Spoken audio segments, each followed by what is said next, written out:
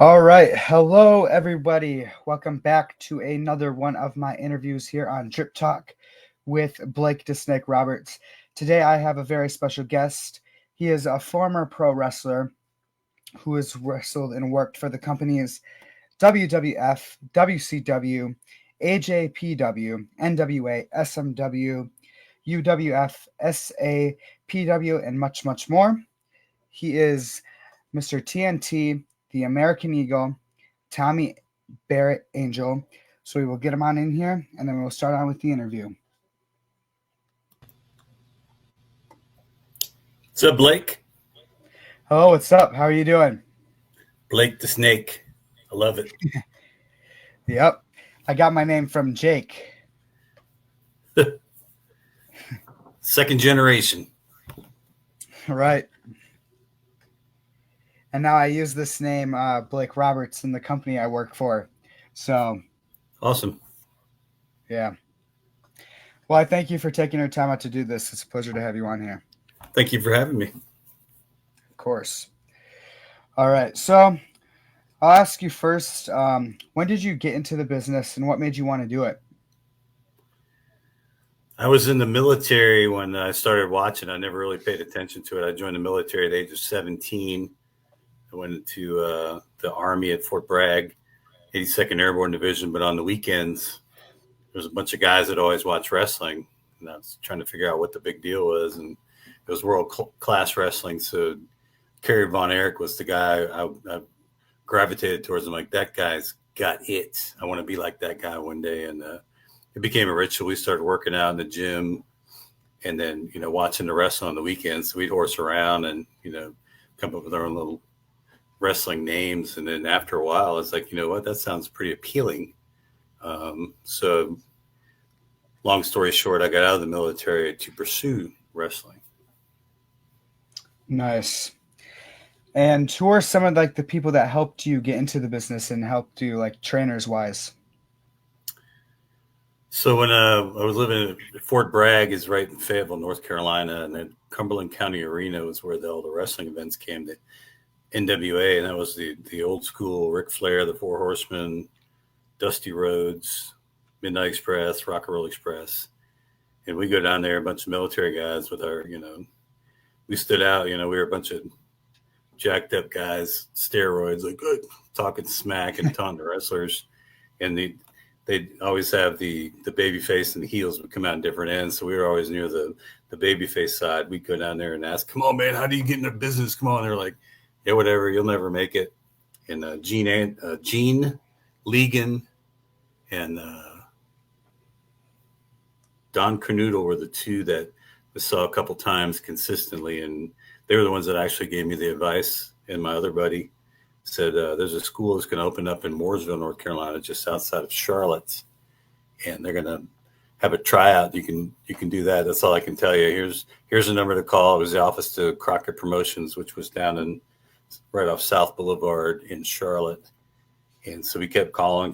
They finally said, okay, here's the dates. So we went and tried out. Nice. They finally got back to you. Yeah, it was a surprise. Yeah. When you watched wrestling when you were younger in the military, who were some of your favorites growing up? Definitely Kerry Von Erich, the Freebirds. Gosh, I started to remember Chris Adams, Youngblood. But it just seemed something totally opposite of what I was. My father was in the Marine Corps, so I grew up a brat, military brat. So I was living on military bases and very structured lifestyle. And I joined the military to get away from my father. We had a horrible relationship, but watching that as I was going through the military, I was considering re-enlisting into the military, and I was looking at being a helicopter pilot and going to warrant officer school. And then being, barely 20 years old, the influence of being on TV and the idea of having long hair and girlfriends seemed more appealing at the time than flying a helicopter. So I got out of the military. But the whole point was I was all in. The camp was like $3,200, but it was like a $200 tryout. And it's like whatever it takes So Nelson Royal and Gene Anderson were the ones that held this camp up in Mooresville, and there was probably like 25 or 30 guys. Nelson Royals had a little Western store off Highway 150 in Mooresville, and behind his store was just he owned all that property, but it was undeveloped. There were hills and fields, and so we go back there, and they're like, okay, we're gonna do wind sprints. You know, it's like a cornfield, and then you're gonna run up this hill. Firemen carry these guys you don't even know, and it was like blazing hot. It was like end of July, beginning of August. But Yeah. one thing I noticed is that being just getting out of the military, I was in great shape. Everybody else around me was dying. I'm like, man, this is all right. I can hang. So we get through about an hour of all that stuff. And then we had to go into this little metal building. It was like an old machine shop, and they had built a ring right in the middle of it. It was even hotter in there because there was no wind, no breeze or nothing. But Italian Stallion was there, and he was there to work out with each guy individually, just kind of see what kind of agility, wrestling skill, any kind of athletic ability. And each one went in, each one came out. And I remember because I could tell he was trying to really pin guys and just, go after him. He's getting aggressive. And I never was an amateur wrestler, but I knew enough to how to get off my back. I took judo. So I was in there struggling with him. I could tell he was getting mad, and he couldn't pin me. And so I finally got out, and then Nelson and Gene said, all right, guys, we'll be right back. We're going to figure out who's going to make the camp. So we were all standing inside this building, and I came in, and one by one, he's naming off these guys. And we're like, oh, man, I'm not one of those guys. I'm thinking they're picking the ones that are going to make the class to be trained. And he finally said, okay, guys, that's it. And I'm thinking, man, all that for nothing. And he goes, we'll see you guys. All you guys made it. And I was over there like, oh wow. So we waited. It was about 2 weeks, but we were in camp for about 4 months, learning how to prepare for going on television. And the thing that most people don't realize, Gene Anderson was an employee of Crockett Promotions, and what they did based on the ratings that were happening in the mid 80s, 85, going to 86 when I got in there, they were trying to figure out what can we do programming wise to get the ratings to come up, because it used to be just the top talent would come in, job guys come in, squash. People wouldn't even watch it because I knew he was going to win. So the whole point was to create a young generation of talent, and they call us like the young lions, to come in and be sort of competitive. And as we grew and matured, we'd have better matches. So that was the whole intent. And I just feel blessed being a part of the very first camp. Yeah, definitely. Yeah. So what was your relationship like with Nelson Royal? Were you guys pretty close, or? He was like a father figure to all of us. And I was coming from Fayetteville still. And he said, son, it's going to take a big commitment. Once you get out of camp, it's not going to be like, okay, you're a wrestler and that's it. You have to keep training. You have to keep coming up here and working out in the ring. You're obviously working out at the gym's one thing, but I need you to continue to work on your craft in the ring. I said, that's kind of a hindrance to me living, an hour and a half from here. And he said, well, I got a trailer on my property. I'll let you rent from me from there. And I was like, I'm in. So I actually lived on Nelson Royal's property, almost like, and he treated him like a son. I'd have all my meals with them. His wife Karen was a blessing. His daughter Shannon, who became a valet, Shasha. So I became like one of the members of the family. So I was always in the ring, working out with Nelson. And then as each new class came in, I was helping him train them and only refined what I knew. And plus, Mooresville's 20 minutes from Charlotte, where the Crockett office was. Wow, that's really cool that he did all of that for you. Do you keep up with the business still today? If so, who are some of your favorites to watch? Honestly, I don't, but I'm curious to keep an eye on who I used to work with in the business, where they are. And obviously, they're at this point in their lives, they're transitioning out. But The Undertaker, Shawn Michaels, Steve Austin, Stone Cold, as he is now. The Rock was just coming in the business. I was getting out, but I'm familiar with him, just watching their progression and their sustainability in the business, because the entertainment business so the 15 minutes of fame is a real thing. And to see Mm-hmm. guys like Undertaker specifically, that several generations of fans later is still one of the top guys, that's speaks volumes to his gimmick, his character, his ability to work. I mean, it's amazing. Same with Of Stone Cold course. in Rock. Yeah, definitely. And talking about Undertaker, you were one of his first opponents. Uh, if you could speak on that, like what was it like knowing that you're one of his first opponents? Yeah, they were going to introduce him on TV. So I was actually his first television match.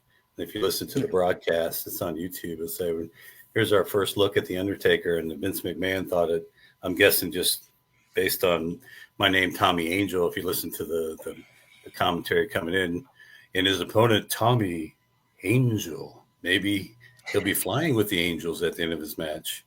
So it just kind of, Vince McMahon was just that, the entertainment guy, the big idea. He knew how to weave stories and all that stuff. But Mark was I could tell when you go to those TV tapings, even back then, guys would be working on the ring before TV started, warming up, stretching, and he was walking around on the top rope, balanced by himself. Yeah. And I was like, man, that guy's got the agility of a cat.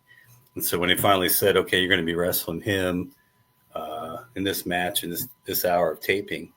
So I went and talked to him, and he said, man, when I finish, I'm going to get on the top rope, and I'm going to hold your hand and come down with I call it the thunder punch. It's the hammer. And I told him, man, I said, I'm watching you walk on that ring, brother. You're agile. He said, well, that's kind of the gimmick. And if you look at the match, he had no tattoos on him whatsoever. Now he's all tatted up, but he's really, really over the years crafted that gimmick. And Percy was in there. Oh, Undertaker. He played that yeah. gimmick. He was kind of creepy when he did it. Yeah, he was great at what he did, Percy Pringle, and definitely Taker. So, who would you say has been the stiffest wrestler you've gone in the ring with in your career? Let's see. One guy who's really stiff, but I love him, Kevin Nash. He was just very, very rigid. But, I knew that. I liked him, and we worked around it. But outside of that, Al Green, he wrestled as one of the Russians, right around Nikita Koloff, and Ivan Koloff I can't remember his gimmick. He was horrible. It hurt when he worked you. But some of the guys that were really snug, we call them the difference between snug and stiff. Snug is what we were taught. You want it to be believable. When I hit you or you hit me, you want it to look like it really, really happened. And sometimes it would hurt, but that was part of the business, But some guys were just stiff. It was the difference between stiff and snug is being reckless. Like I would clothesline you in the nose and break your nose versus hitting you really hard and you hitting the ground hard, the mat hard. But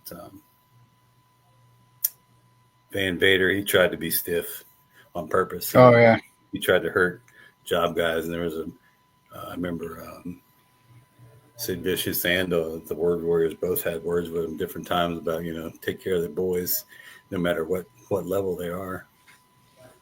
Of course, yeah. I've heard many stories on my podcast about Vader. He was just reckless. He didn't really care about what he did to his opponents. What do you consider to be a weakness and then a strength of yours in the wrestling business? Probably we didn't have any real training into the interview side of things and truly revealing who our personalities were. They kind of guide you what your gimmick is, but to have had the experience of practicing that, it probably would have been helpful. But the strength was that, when Nelson when he would get booked, he would take me with him and we go to all these different shows. And we were taught the psychology of the business back then, good versus evil, and how to draw fans into the story. And when you're working in that environment, whether it's 100 people or 10,000 people, you can feel the elevation of the crowd's emotions up and down. And I would just take notes and watch him And after we'd ride home, he'd discuss it with me. What do you think? What did you notice? And he would do the same thing when we did television down in Atlanta. It was back when the 605, 705 Superstation. You watch the wrestling. We'd make it back from Atlanta taping that morning, and I'd stop in Mooresville and watch it with him. He'd critique us, and then I have to go on to Fayetteville until I moved with him. But he was always working with us, teaching us, and we were constantly learning the psychology of the business. To me, nowadays, there's no psychology because I would watch the crowds get into the baby faces, especially the Rock and Roll Express, probably the best baby faces I've ever seen in a big arena where the women be crying, thinking they were getting really hurt, going to die. I mean, just tears coming out of their face. And the big comeback, and you see that you just feel the emotions back and forth, and it was unbelievable. And to me, that's the intoxicating, and that's what led to a lot of guys, I think all of them, into drugs and alcohol, because when you go back through the curtains in the dressing room, you don't, that feeling of just invulnerability that people just, it goes away. So you try to replace it with other things. And hence a lot of the guys dying over the years from drug overdoses or alcohol poisoning or whatever it may be. Right. Yeah. And it's sad to hear all of that, that happening to a lot of them because of that reasoning. Was it hard for you to traveling from show to show, and what was the worst or best thing about traveling for you? I think when we are very active, the hardest thing is to stay healthy. So if you get banged up, one thing I learned early on, Nelson's taught us, don't hurt especially the top guys, don't hurt them. This is a business where you and I are trying to protect each other, telling a story and trying to come out with an outcome that the fans or surprised or embrace. But injuries happen, they do. But when my big, it wasn't really a big break, but my break came when Lanny Poffo got hurt. He hurt his back. He was out for a couple of weeks. And then when I was doing a television tape, and they said, "Hey kid, we're going to see you after the tapings." I thought, oh man, I'm in trouble. I was trying to figure out what I did. But so I sat down and I said, "Hey, Lanny's out. We need somebody to fill a spot." I'm like, "Dude, send me. I'm ready." So I got 2 weeks of house shows going around with Boss Man, Rick Rude, Kurt Hennig, Hogan. That's when Boss Man was main eventing with Hogan, and I was rooming with him because I knew him from NWA. He's like, "Tommy, man, can you believe this? I'm making like 32 grand a night working Hogan. When I get home, I'll buy me a house." I said, "Damn, that's a lot of money." Right. But to be able to go on the road and to be respected at that level and to be able to make that money, that was really cool. So I learned when you're on the road, you get banged up, you got to figure out how to rehab yourself. And that's where a lot of drugs and alcohol come in, people trying to overcome the pain or whatever it is, because if you get hurt, you could lose your spot. Somebody else is going to take it. That's a balance you try to figure out what you're going to do. So that's. Of course, yeah. That would be great to get that spot with Bossman and Hogan. What were they like in general, just getting to hang with them outside of the ring? What were they like as people? Good people. I mean, it was Kurt Hennig became one of my better friends. Rick Rude, he was always he was like a stick of dynamite. He was always fun to be around. But like we were in the Northeast, so we flew into Chicago and did some shows around there. And then we also had we went into Toronto, and Coco Beware was on that tour as well. But we went into that, and back then in the 80s, the Howard Johnson was like, they had the nightclub there. I'm like, Howard Johnson, they could do this is Canada, it's whatever, just go. So I walk in, I'm the young guy following them in, like, "Hey, I'm with them, hey." And so we're standing there at the bar waiting to get served, and some guys are sitting on the bar stools and turn around and start looking, "Look at these, big muscle guys, they think they're all cool, eh?" And Rick Rude was smoking a cigarette, and one guy just kept popping off, and Boss Man's like, "Tommy, let's back up, let's watch out." And Rick Rude took a big drag of the cigarette and blew it in the guy's face. He shut his eyes. As soon as he did, he grabbed that Wow. guy by the neck and pulled him out of his bar stool and just dropped him on the ground. And all the other guys turned around and it's like, that was crazy. Yes, I'll have a beer. Thank you. Yeah, like, oh, I didn't just see this. Who was your first opponent in front of a crowd, and how did you feel going into that first match? My first match was against Baron von Raschke on TBS television. And when I found out I was wrestling him, I was so disappointed, but he was past his prime doing television. Here I am, this 22 and a half, almost 23-year-old kid on, jacked up on steroids, thinking, and I go up against him. But we were taught no matter who your opponent is, make it real, make it believable, and do all that stuff. So I was very professional. But I got I wrestled a second time that same TV taping. So there's they always film 4 hours, 2 hours or 4 hours. So I was doing the Rock and Roll Express next. But my boys at the base said, I just got out of the military. When I got home, we're like, man, you let Elmer Fudd whip your ass. That's crazy. But back when Baron von Raschke was over, he had the claw. So yeah. That was the whole thing. Did the claw. And he was like, how'd you let the old man take it? I said, dude, his hand is so strong. You wouldn't believe it. Of course, yeah. And then the Von Erichs also had the claw. So, I mean, did you ever get into the ring with any of the Von Erichs? No, but the irony of it all is that when I finally transitioned to the WWF, Nelson got us booked up there. And when I went in the dressing room, he was there. Kerry had just gotten that after that motorcycle accident where they had to amputate part of his foot. And he had the special boot. He was there. I mean, that was the highlight of my life, my career. Hogan was there, obviously, but Andre the Giant had just finished doing The Princess Bride, that movie. If you've never seen The Princess Bride, you need to watch it. And then Jesse Ventura had just finished doing The Predator with Schwarzenegger. So they're there.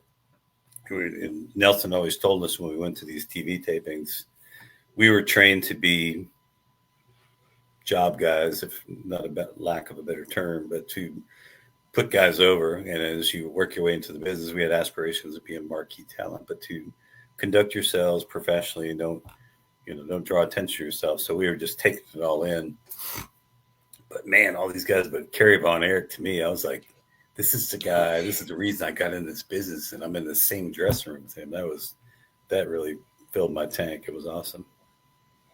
Of course, yeah. So, talking about your first match with Baron von Raschke, how did the crowd react when they seen you for the first time in the ring? Well, if you're back in those days, the TV taping was in a Turner Studios right off of, it was on Techwood Drive. It was pipe and drape. So you're in a room with the hard cameras looking at the ring, and there's probably like 30 people here and then 20 or 30 on that side. So it's a 60 or less in a crowd. So it's a very small crowd. It's very, on the other side of the curtain is a thin wall. I mean, it was the CNN building basically. So we're sitting on the other side in a dressing room, but I could tell I was so nervous I wasn't really paying attention. But you go back and watch it, some of the fans are like, "Hey," rooting for you. You're like, "Hey, that wasn't too bad." Yeah. After a while, you learn. The more they see your face, the more they were supporting you and stuff. So I was obviously a baby face. So the regulars were there, and then we'd go around back then Crockett did, the NWA did all the Carolinas. So we were doing television from Atlanta TV on the regular programming. We'd be Spartanburg, South Carolina, to Charlotte, to Greensboro, Raleigh, Columbia, South Carolina. So it was just a constant loop of TVs, but between they would have all these house shows. And the way, if you ever watch all their old programming, when they're doing TV tapings, they'd have this segment where it said, "Okay, you can see Ric Flair take on Dusty Rhodes and this and Taylor's and so-and-so, get your tickets now." and they would show the graphics of all these shows, but they would pre-promote all the house shows, and they would sell out every single one, and that was amazing to me. It's so my first house show was Valentine's in 1987 in Charlotte. I was living in Charlotte, and the original Charlotte Coliseum, which is on Independence Boulevard, and I was wrestling Ivan Koloff. And man, it was, I went from doing 60 people in the Techwood Drive's television studios to almost 10,000 people. And brother, my heart was thumping. I was like, holy cow, there's a lot of people here. Yeah.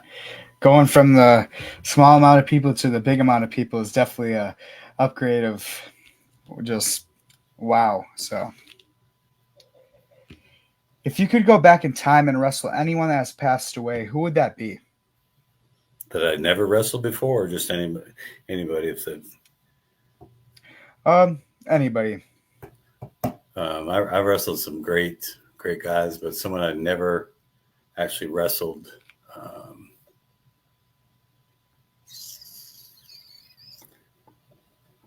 Jimmy Snuka, he was on my very last tour I did down in Dominican Republic, and he was another guy I was fascinated with because he was so muscular and very agile. He was an athlete. I thought that would be a really fun match. But gosh, you name it. There's so many. I mean, but my career was only 8 years long. I got out in '94, so there's so many people. But just Snuka is the first one that comes to mind. Of course, yeah. That would have been a good match. If you could make a Survivor Series match, including you with 4 wrestlers that are still alive from any era, who would you choose as partners? Kurt Hennig, definitely.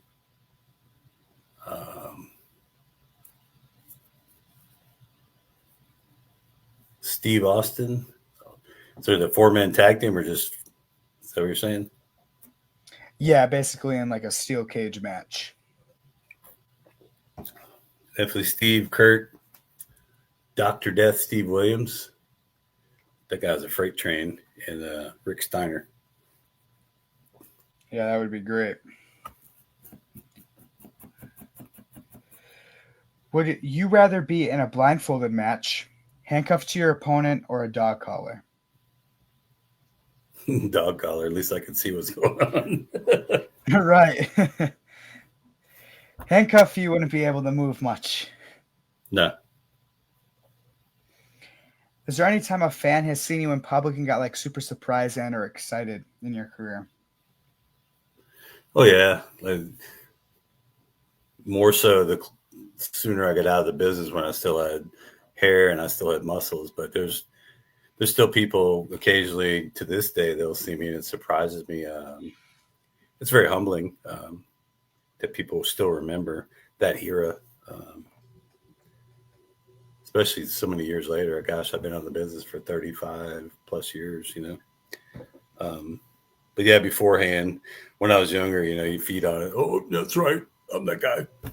But when you're on television every week for 8 years, I mean, you're pretty recognizable, and but it doesn't mean you're anything special. I learned to differentiate who I was on TV to who I really am.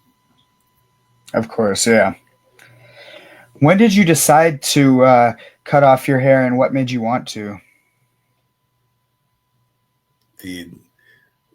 When my friends started telling me you got a bald spot in the back of your head, dude, when you're on television, they see every angle. I was like, okay, my father was bald, and I currently am too.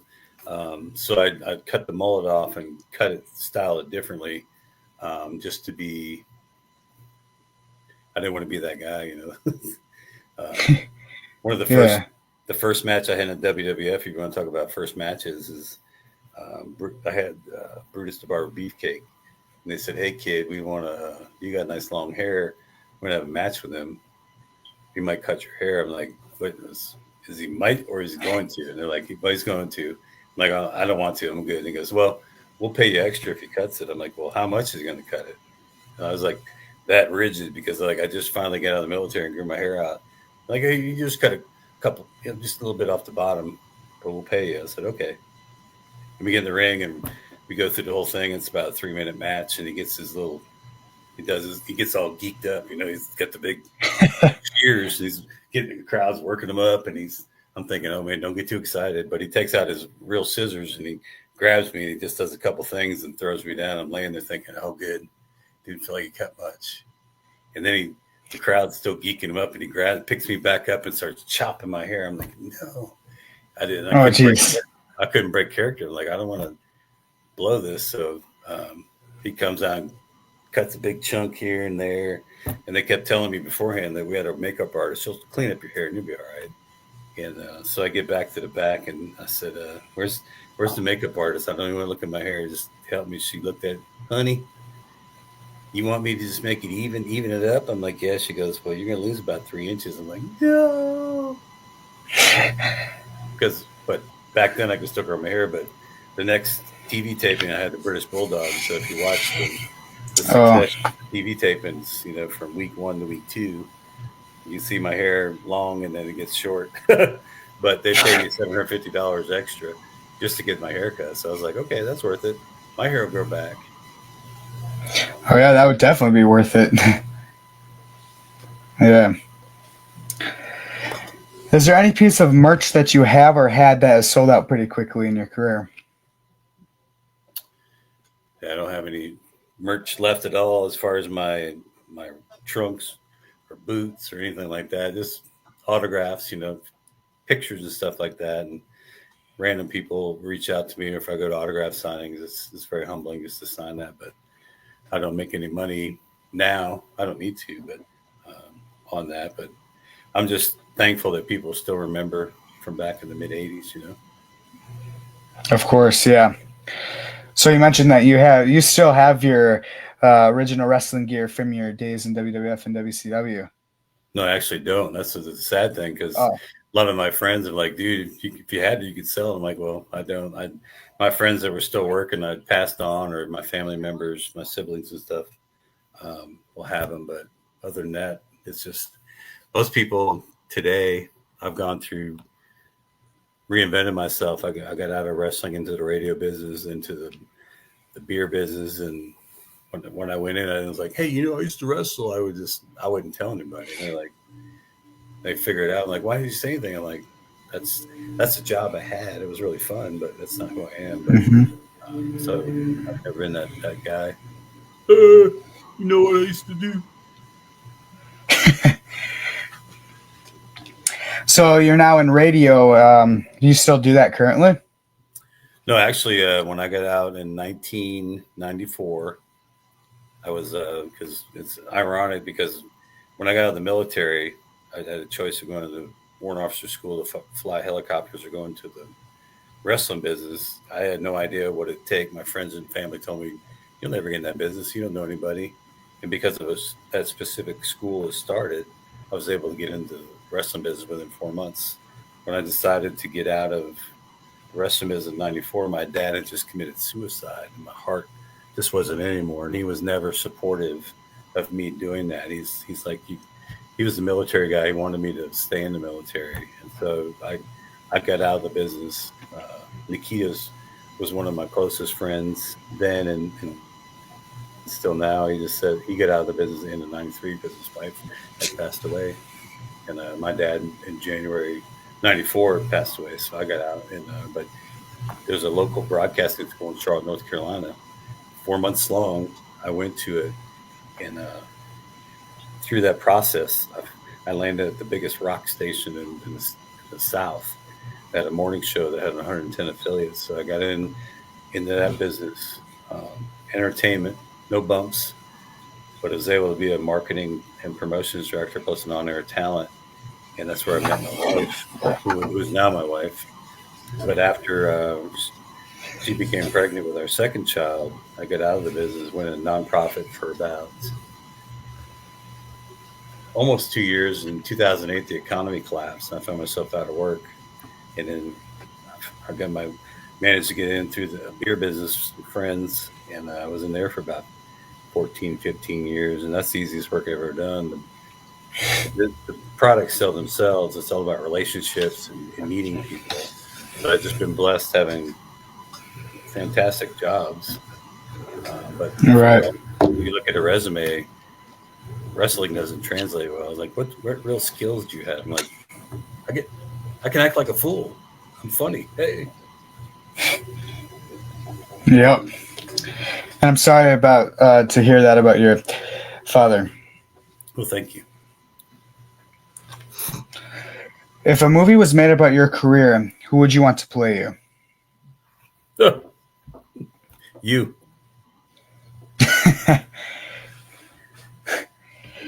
Man, I I, don't know if I could do that. yeah, I don't know. I've never thought about that. That's a great question. Hmm, interesting. Somebody that had a mullet. Right. Yeah, I don't know many actors that have a mullet, so if you got to choose the stipulation for your match, what stipulation would you choose? A match that I would be going over, Yeah, a match that you'd be going over in your own. or the thing I liked a lot back when we were being trained was the time limits were longer because the matches the psychology of the storytelling was that the heel would beat up on the baby face and the crowd would be just there's got to be some way you can come back, come back, come back.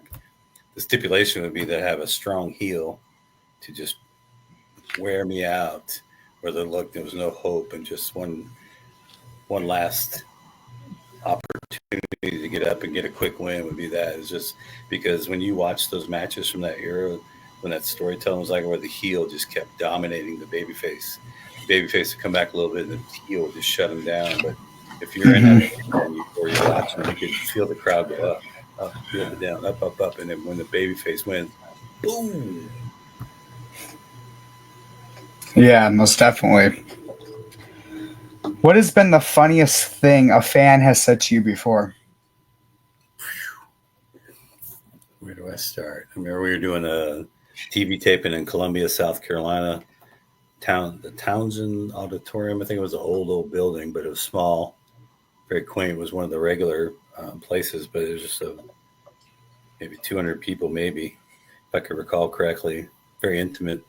Um, I was wearing when I first started. I was wearing gold boots. They're like the sparkly. I can't remember, sparkly kind of gold. And Nelson helped me pick them out. And they turned out to be horrifying. But I was wearing white trunks, and the guy threw me out of the ring, and I was standing there in the front row. This grandmother, she had to have been like 110 years old, and she's looking right at my crotch, and she goes, "Oh my God, that's why you're an angel." Oh my god. Like awkward. Right. And you couldn't break character, so was it hard not to at that time? I rolled back in the ring, and I think I was wrestling Brett Armstrong. I was like, he's like, "Did that chick just call you out?" I was like, "Don't go there, brother. Don't go there." What about a best fan compliment you have received, either at like a show or anywhere? Um, I don't know, nothing, no one stands out, but just anybody that remembers the work I did so long ago is such a great compliment to me. I mean, just to appreciate the work I did. Um, that's a great compliment to me. I mean, because we all got in as aspirations of being marquee guys. Obviously, none of us did make it, but the whole respect that we had from our peers, the top guys, Arn Anderson, Ric Flair, all those guys, when they compliment you and tell you're a good hand, that's that was enough for me. That told me that I'd earned the respect of the best, and so that filled my tank. I'm like, okay, my 8 years wasn't wasted. Yeah, right. So you got something out of it. So, which wrestler has given you the best advice and or compliment? Probably Kurt Hennig the most because he gave me a lot of opportunities when we did a lot of work, house shows and TV. Even though he's the Intercontinental Champion, he would give me a lot. And that's the process of who we were. We were brought in as underneath talent, but the more respect you got, the more they gave you. And then, so that was, if I can look on YouTube and see matches people have uploaded, and I can see the progression of my own career is like when guys started trusting me, and you can see the guys give me opportunities, top guys doing things and taking bumps for me and stuff like that. So that was great respect. But we were taught to make the top guys look great. And another first match we had, it was me and Bob Emery, a friend of mine that went to camp with me. Tully and Arn's first match in the WWF as the Brainbusters, and they came and said, well, boys, we're so glad that we have you as our first match here because we have to make a strong impression. There are 8 other tag teams here. And we really have to look strong. He said, we're going to mow you down. I said, bro, that's why we're here. So we went out there and put them over, and they were very appreciative. That was our role. We knew our role, and I didn't have an ego. I was like, I'm getting paid well for what I do. And if I want to keep working, I'm going to keep doing it that way. Of course, yeah. What would you do if a crowd member came out of the crowd and attacked you, or have you ever witnessed that before at a wrestling event? I know most of the heels always got that part. I was always the babyface. They wouldn't come after me. But Yeah. I live in Greenville, South Carolina. I actually live in Greer, which is Greenville County.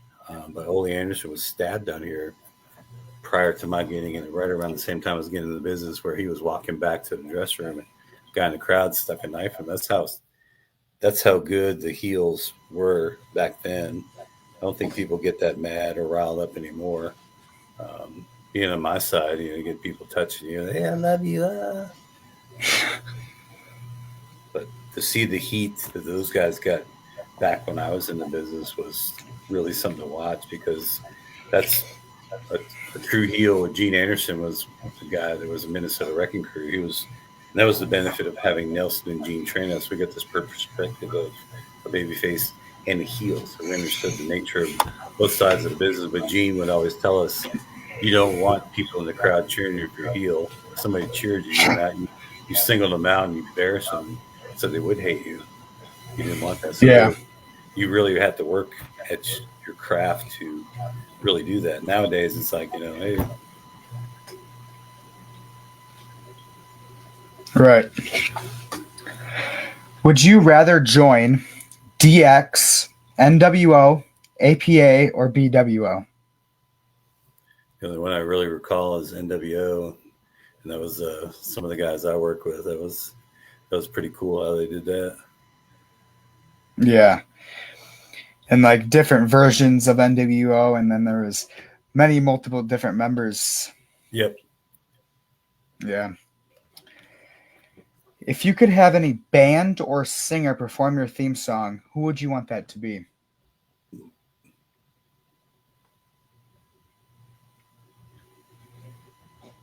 Have to be some 80s hair metal. Right, David Coverdale was Whitesnake. Okay. If he's still alive. I think he's still alive. Yeah. That would be good, yeah. What is the least favorite wrestling move to receive? Probably a DDT, because there was no one specific way that anybody did it. It was all their own style, and that's where I believe I had the most concussions, because guys would just drill your head. There was no rhyme or reason. Rick Rude did one. I think it was guaranteed the first concussion I ever had. He threw a metal chair in a ring and DDT'd me on TV right on that chair. And for a second, I was laying there like, I have no idea where I'm at. What day is it? Wow, yeah. Out of all the companies you've got to work for, Which one was your like absolute favorite? Definitely WWF Vince McMahon at the back in 88, 89, back when their company was still, to me, more pure as far as integrity before they got all goofy. Because I came from the NWA where Jim Crockett Jr. was there, and he would see you in the back rooms and the hallways and be like, "Hey, Mr. Crockett," and he would just look at you like he wouldn't say a word. He's just very he was a socially awkward person. He wasn't very outgoing. Where Vince McMahon, we walked in that first day and he saw us walking up, all us young guys, and greeted us by our first names. It's like, "You guys need anything?" I'm like, we're all like, "No, we're good." And he walked away and we're like, "That's the guy that owns the place and he knows our names. That's so crazy. That is unbelievable." Right. And so the experience of him going from the NWA to the WWF was exponentially different. You know, they offered a buffet all day long where we were doing TV tapings for the NWA. You know, we're downtown Atlanta. We'd have to figure out where the best closest 7-Eleven was to buy burritos and Slurpees and go pick them up. Have one guy do a run where there was food and beverage available for the whole 4 hours of taping. Plus, he paid us a lot more. So definitely, he's a better businessman than Jim Crockett Jr. Obviously, he had his flaws. Yeah, most definitely. Yeah. So the first time you got asked to wrestle for the WCW WWF, what was your reaction to getting asked to work for them? Brother, I was over the moon. And as I mentioned before, when Lanny was hurt, and they asked me to fill in a 2-week spot, and it was like an everyday deal. So it was like we were on the road. I had to travel home, pack my gear, and be ready to go. And I would never. It was like Christmas for me. It was so unbelievable. And I met already knowing Boss Man, so Ray Trailer. He's like, "Man, me and you can room together." So I came. I think we flew out of. I flew out of Charlotte, and they were in DC. And then from there, we went up to Chicago and that area around there. And man, I was a, I was a little kid with Christmas. Yeah. Who is one wrestler from WCW and WWF that was in there when you were that you'll never forget and that you like to talk to or possibly close with? No, definitely Bruno San Martino, because I remember as uh, much younger before I got in the business, I remember seeing him on there, and I thought, man, that dude is just beef, and he's such a humble, gentle spirit. I got to meet him before he'd passed, and see him around, and I thought, man, that's crazy. But there's so many of the older wrestlers too. You know, John Studd, man, just the people you saw on television that you'd never in your life thought you would meet or see them in person. They're all sitting around, and it was, things I wish I would have just went up and said, "Hey," introduced myself to them. I mean, there's just that's the mark, the fan thing, All right. How did the wrestlers and workers treat you in WCW and WF? Were you like basically one of the boys, or were you like off to yourself or whatever? I definitely earned the respect. One of the boys, it's because outside the ring, that's the whole thing. You had a routine when you flew into a territory. You knew your match. You flew into a big city, you do a show, and then you get a rental car and you go all these smaller outlying towns. So those guys knew where to eat breakfast, where to train, where to get lunch, where to go after the clubs afterwards. So I was just following their coattails and just figuring that whole lifestyle, but also trying to figure out, stay healthy and have fun. But man, it was a science. Every town they knew exactly where to go and when to go, and most of the time they had relationships with these. You work out for free, or if you go in, you get a discount or a free meal. Yeah. Is there any like funny or interesting on the road stories that you personally witnessed that you could tell? How much time do you have? I got a million of them. I just remember, gosh, there's a couple of them. I remember outside of any building, there's always marks hanging around, and it depends on where the boys get to park their rental cars. You leave the building and get in your rental car. There's always fans around bugging you. Hey, man. And there were some kids sitting on the Road Warriors rental cars, like a Lincoln, and they were walking up. Get off my car! You know, colorful language, and kids are just playing around, being silly, but they wouldn't get off. And Hawk grabbed one of them. They weren't like little kids; they were big teenagers. But he grabbed one of them and threw him in the ground, and grabbed a handful of gravel. And he's like, "Eat it, eat it!" And he's crying, "I don't want to, I don't want to." So just goofy stuff like that. I mean, just half in fun, half serious. But I mean, there's some stuff that's probably PG-13 or X-rated as far as other things that happen. I mean, Jimmy Garvin was out one night with Hawk, and they went out, and Hawk went back to his room, and Jimmy's like, "Hey man," banging on his door. "Come on, man, we got to keep going, keep going." And Hawk's like, "Leave me alone, go to bed, brother." And he finally opened the door and just punched him in the face and broke his jaw.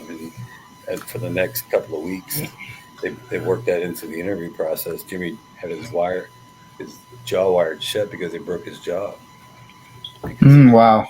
Goofing off, partying, and so just stuff like that, just random goofy stuff. Yeah. Do you feel like your time in the WWF/WCW was too short and you could have done more with the two companies, or do you feel like what you did was good enough? I think I was blessed to get into the business at the height of the industry when it was at its peak. I don't think it'll ever return.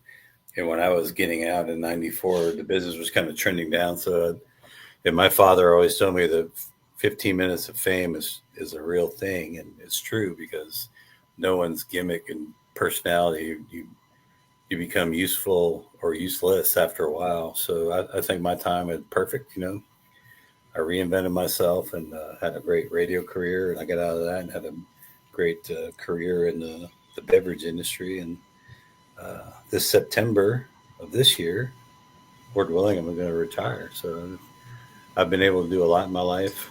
Wrestling was an 8-year period in my life that I don't regret. I mean, looking at all the videos that are still available cracks me up. But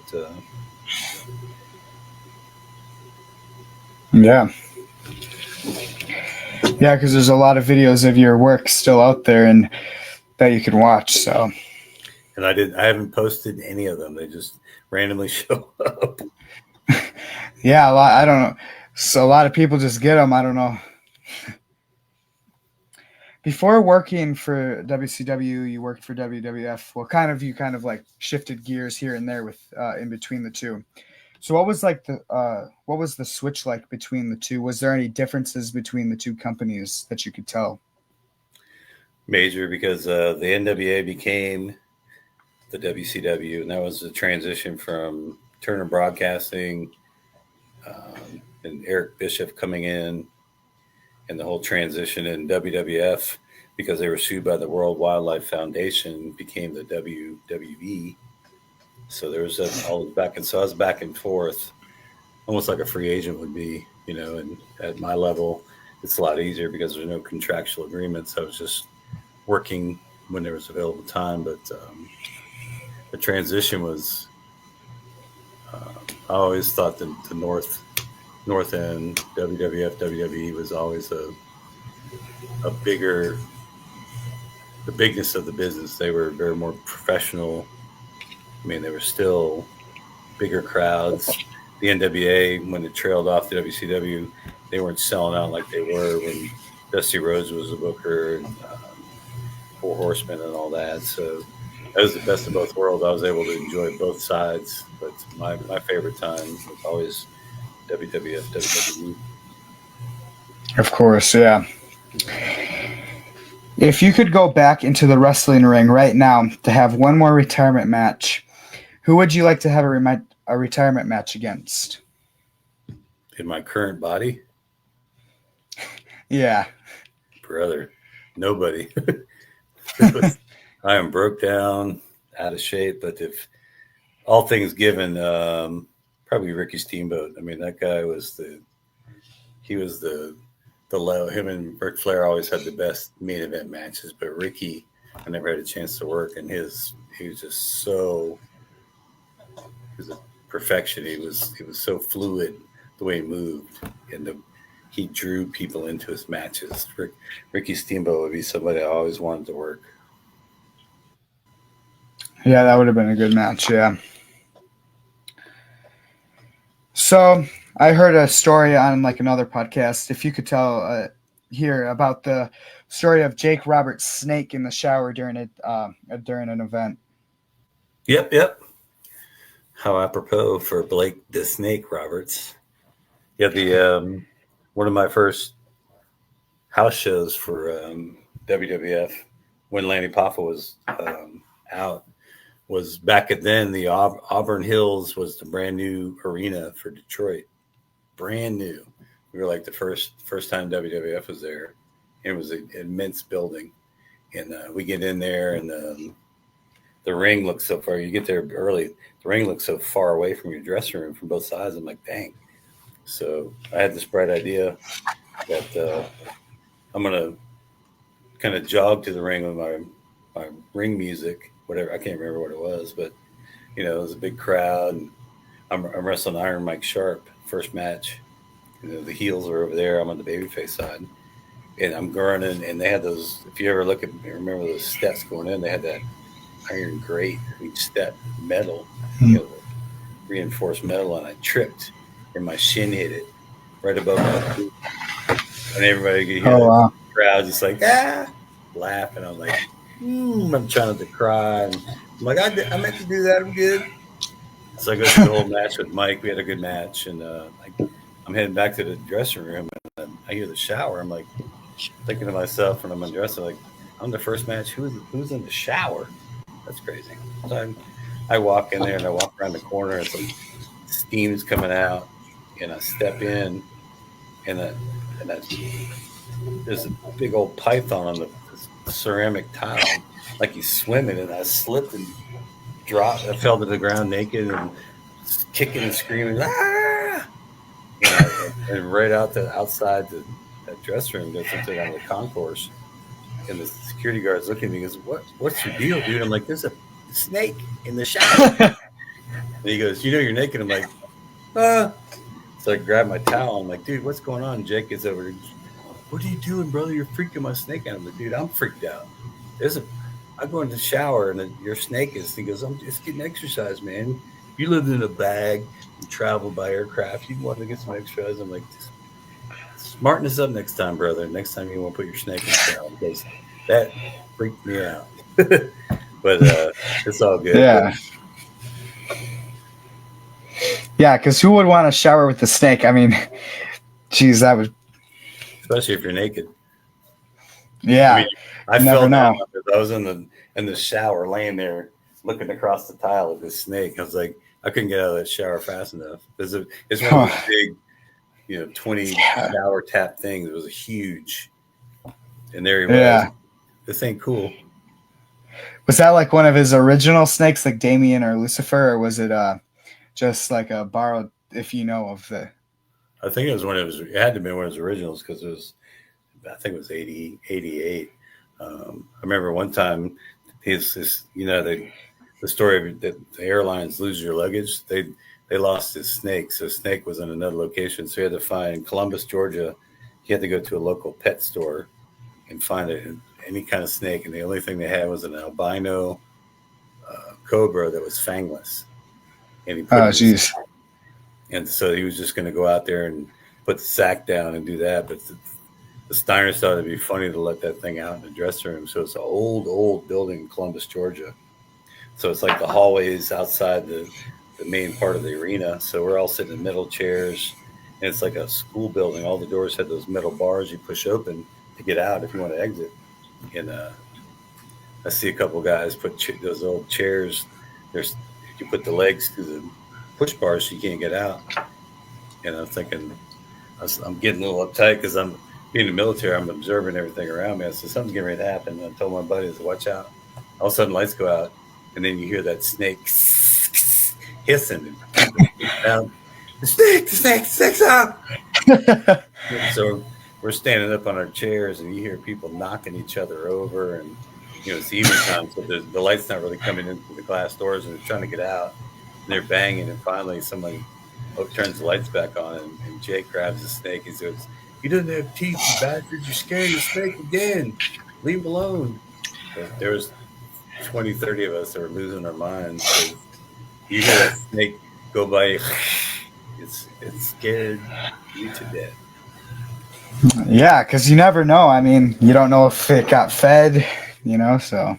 Even without fangs, it would still bite you, but that would freak me out if a snake started popping on you. Yeah. Did you ever have to have the snake? Did you ever get to wrestle Jake and have the snake around you? By the grace of God, I did not. But I have a buddy who did, good. And he's like, man, it freaked me out because most people aren't comfortable with snakes. But he did a great bump for Jake, and they put the snake on him, and they paid him the same weekend. I got $750. They gave him $750 for him for doing a great bump and doing a snake thing. So he's like, I guess snakes aren't that bad. Yeah. And it's funny now, Jake Roberts doesn't like snakes anymore now. Yeah, I mean, if you imagine you have to travel, you have to make sure your baggage gets with you, but he had to make sure the snake was always with him. Hotel rooms, all the stuff they do, they poop, they eat, they have to eat. I mean, that's high maintenance. No one ever thought about that. Yeah, he was busy, not just for himself, but also for the snake that he had to take care of.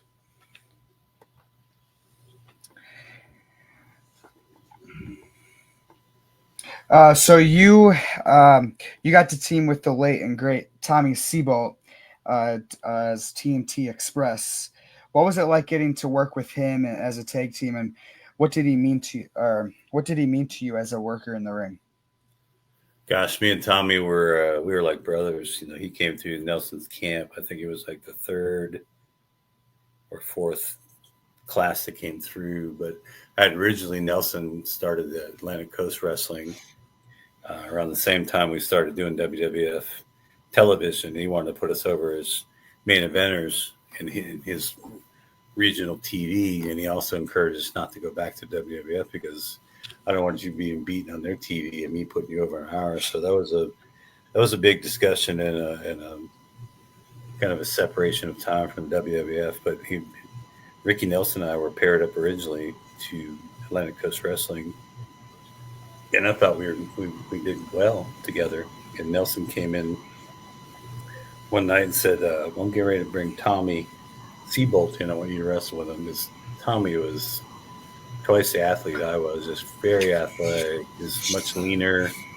But the thing that connected Tommy and I'm ex-military and he's ex-police. We're wired exactly the same, so we just had that me and you knew each other kind of thing. And so he put us in the ring, and Nelson said, "You guys have something. You have something that the fans recognize." So, and I said, "Man, what be a cool name." We're Tommy and Tommy, and TNT kind of popped, and so Baby Doll made all our trunks back then. So I designed a lightning bolt from Seabolt, and I did a halo at the top of this bolt with a little wing. So that was our logo. But he and I were, through Atlantic Coast Wrestling, South Atlantic Pro Wrestling. I think they gave us the tag belts, South Atlantic Pro Wrestling, and we were working out one weekend with Ronnie Garvin, a friend of ours, at a ring, and some young guys they brought in. I knew they were ready to work out with, but one of them hurt Tommy's shoulder so bad he couldn't wrestle ever again. He messed up his AC joint, and that was it for Tommy, and that really was hard because he had such a bright future in front of him. He two boys, he passed away, man. That crushed me. he's got a son, Tommy Jr., that called me, and but he called me on his dad's phone and said Tommy Seabolt, and I said, "What's up, brother?" He goes, "Hey, Tommy, this is Tommy Jr. I was, my dad just passed away at a massive stroke." And I was like, "You got to be kidding me! It's so awful." He was 63 years old, which is, you know, at your age, probably thinking like that's old, but now that I'm that age, it doesn't seem old at all. I lived in Greensboro, so I went to the funeral, and it was. But he's got Tommy Jr. and his son Ricky, two outstanding human beings who have their own families. But man, me and Tommy had some great matches, and one of our big rivals as TNT was two friends of ours, Chuck Coates and Chuck Smith. They were the German stormtroopers. And man, we had some great matches on TV. Kevin the Truth Casey was the manager. And, some of those matches, I don't know who owns the film, but people will say, I watched that old Atlantic Coast thing when you guys were on there, and good times indeed. Of course, yeah. Yeah, I've seen some of your tag team matches with him that I watched, and you guys did great together. Thank you. What were some of your favorite things about wrestling in Japan? Man, the way the fans treated you. I went over there as a virtually unknown. Obviously, it was my first time in Japan, but the way that the fans treated the American wrestlers, because in all Japan Pro Wrestling was and probably still is the premier wrestling in the world, but especially in the country of Japan. Giant Baba was the man over it. Johnny Ace, John Laurinaitis was the big babyface. Stan Hansen was the big heel, and they had the influence over there. So they got us over there, and I was tagged up with Dan Spivey, and my hair, I just cut my mullet off and grew a goatee, and but wrestling over there was absolutely amazing. You got the Budokan, which is an old gymnasium. But when I grew up in the 80s, Cheap Trick was a band that played Cheap Trick live at the Budokan. I'm thinking, we're going to wrestle the Budokan. This is awesome. And you walk in, it's like an old gymnasium. But the Tokyo Dome back then, we wrestled around the entire country. And the main event matches, Stan Hansen and all their big guys, Japanese fans would throw these rolls of like tissue paper, but it'd come down. Oh yeah, and they would the matches would have just tons of them. And it'd take 5 minutes for the ring workers to come out and clear it all up. But that was their way of showing respect. And by the end of that 3-week tour, I was getting some thrown out to me, so that really was cool.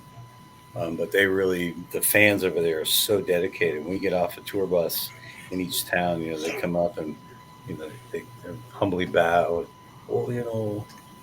And the funny thing though is all the marketing they did, they would spell Tommy Angel Angle, not Angel. So Tommy Angle.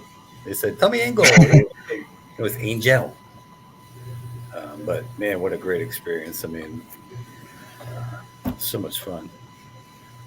Yeah, of course. And I heard they're a lot tougher over there in the wrestling business, like more snug and a little bit more stiff, kind of. Not like stiff, but more tough in the wrestling. Yeah, snug's the word I use, because stiff is they don't do them snug. But first thing Nelson told me when we got booked over there, he said, "Dude, stop lifting weights and do nothing but cardio, because their matches are 20, 30, 40 minutes long." That's how we were brought up in the business. So I just automatically stair climbers, running stairs or whatever, because man, I'm glad I did, because them guys they're not prototypical sumo wrestlers like these 500-600 pound guys. These are the more muscular in Japan terms, but they can go, and if you can't make it to the end, they'll send you home. But man, I'll tell you what, it's snug, and that's the best way to be, because it's the fans. It's believable. They see you get popped in the face, and it hurts a little bit, but they're like, "Ooh!" And you watch TV if they record it, you can hear the oh, woo, the whole, everybody's just up and down crescendos of fear and excitement. Yeah. What is it like knowing you got to be Scott Steiner's first wrestling match? I think it's pretty cool. I mean, Scott is obviously a fantastic talent, but he was Dusty wanted to get a first look at him, and he was probably about 185, 190, great shape, wrestler, just no zero body fat, but no experience. And he took me out of the whatever reason I had the most experience out of all of the guys at my level, and said let's do a dark match. It was at Turner Studios down there, TBS. So just give me about 7-8 minute boys, see what you got. And he clotheslined me right in the face, right in my nose. I knew right away it was broken. And so out of the gate, it was just horrific. He was very nervous, but I drop kicked him and I tried to bloody his nose, and it was back and forth, but it was finally over. And we go back, and Desi goes, "That was a shit, boys. What are you doing?" But he said, they said, "I'm sending Scott Steiner down to Memphis, get more experience." He said, "Put on some more weight." But obviously, he's been a student of the business, and he's really refined. Him and his brother, to me, are they're cock strong, and they're actual amateur wrestlers. You watch them. I mean, I've been body suplexed by both of them, and it feels like you're in a rocket ship hurling through space, and then you hit the mat. I mean, they used to have a dog named Arnold that they would bring around. It was hilarious. Arnold was at every show with the Steiner brothers. And Yeah. What was it? Was the dog nice backstage? Was it cool to? he was like a puppy. Everybody loved Arnold, but Jim Cornette, Bobby Eaton did not like dogs. He was afraid of dogs for whatever reason. So in the old, we went to Peachtree. I think it was called Center Stage. When we started doing TV, we left Techwood Drive Studios to Peachtree. Was a center stage where the ring was in the middle of the bowl where all the fans were, but the dressing rooms are lined on both sides. And some of that, Bobby went into the bathroom. It was like a 2-man stall, and someone Arnold gave a treat. He went in there, and Arnold was always wagging his tail. He wouldn't scare anybody. And all of a sudden, you heard the stall door slamming and Bobby screaming, "Mother!" Finally get out of there. And poor Arnold came out like, "What's going on?" And it's like he was so freaked out by the dog. Those are the kind of ribs and jokes that guys pulled all the time back then, just to pass the time. Yeah.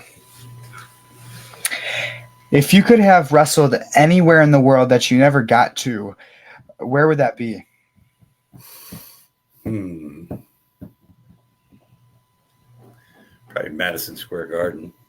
That was what that was like back then. That was like the premier venue if you could ever make it to the Madison Square Garden. Because I've been to different countries, but to me back then, that was the crown jewel. If you could do one of those events. Most definitely, yeah. I think like a lot of wrestlers' dreams that didn't get to wrestle there, that's one of their big dreams, to wrestle in the Madison Square Garden.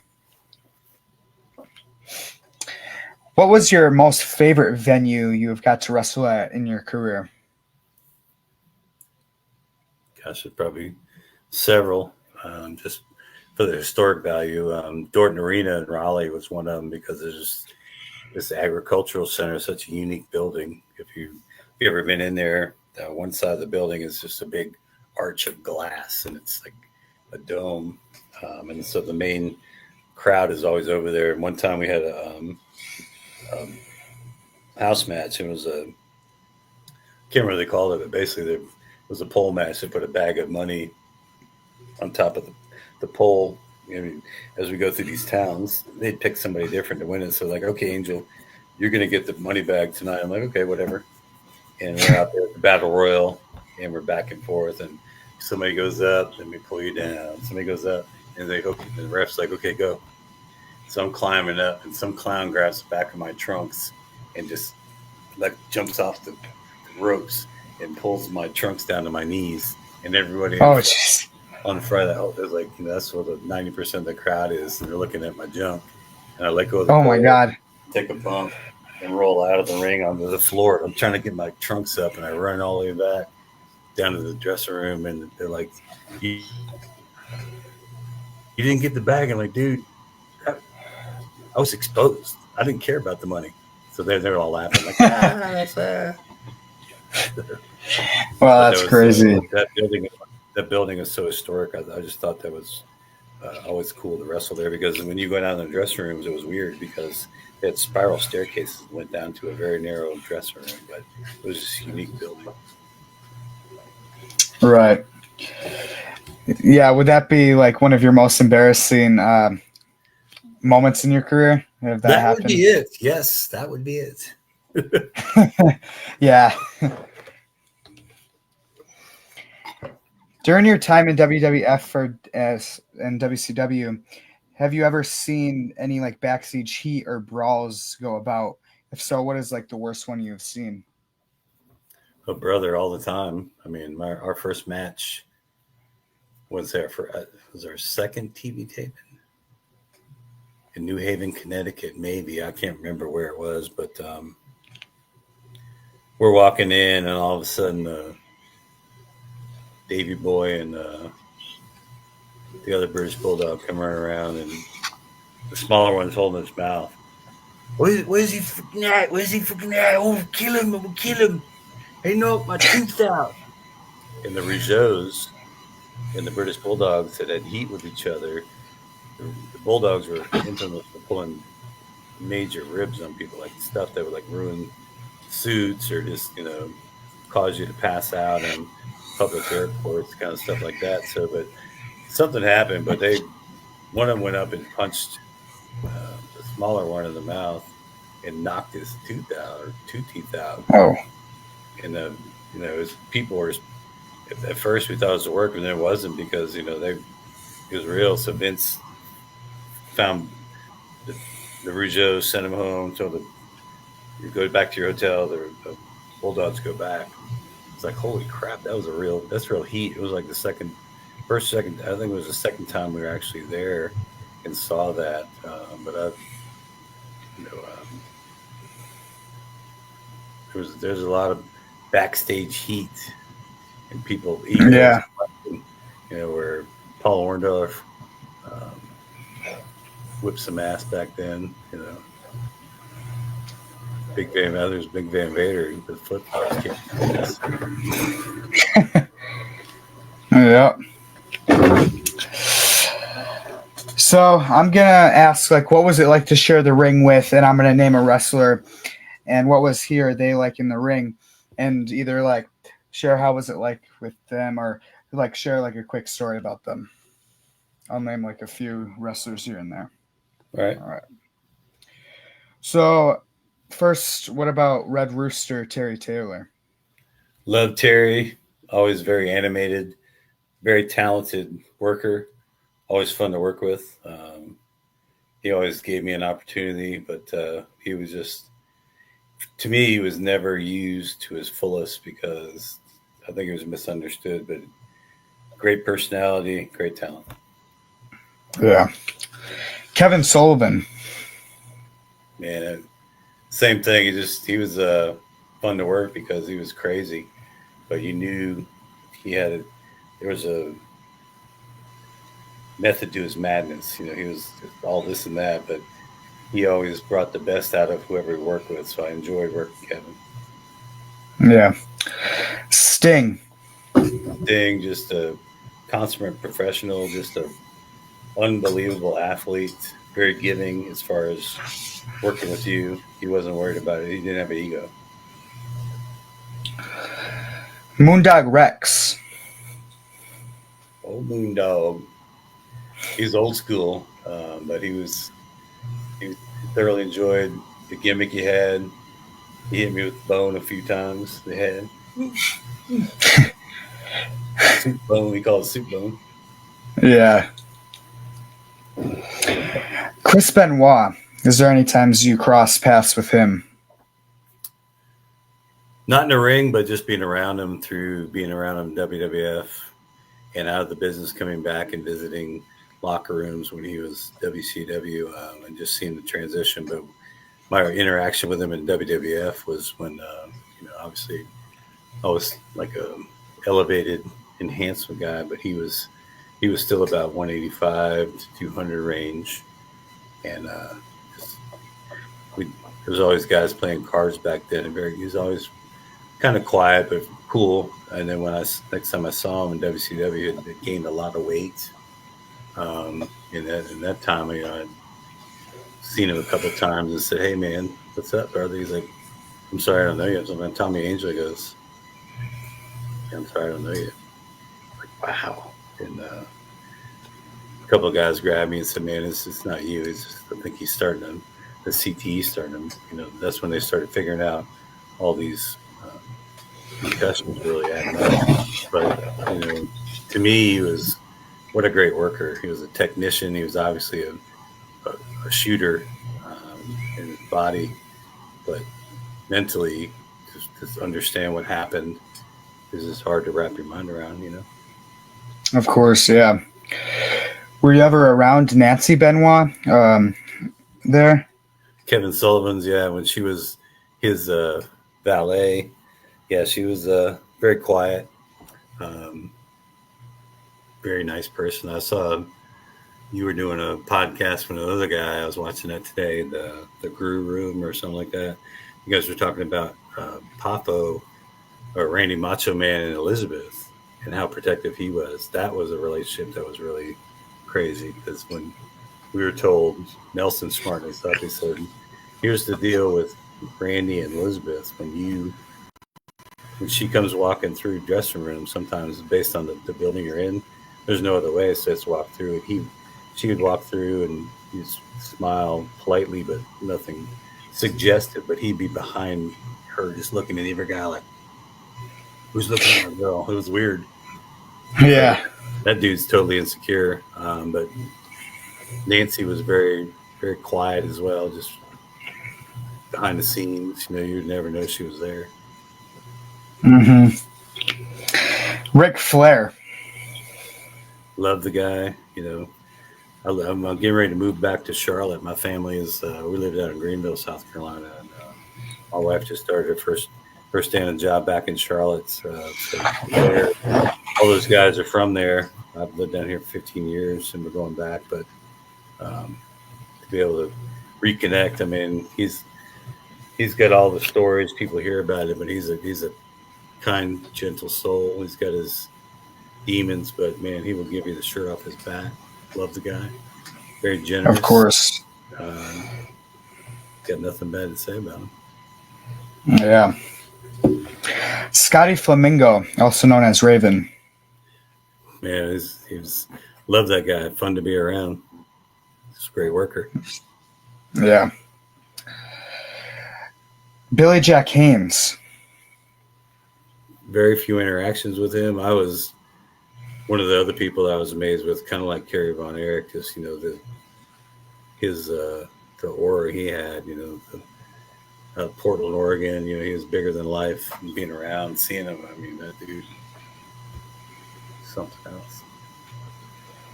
Yeah. What about all like the Japanese guys that you got to go in the ring with? Most of them I can't remember their specific names, but it was the amount of respect that their country had for them and the way they conducted and did their business was impressive to me. It just showed me that, to them, it is a craft just like it is for us. And they gave it their all. But the amount of respect they had with their fans was unbelievable.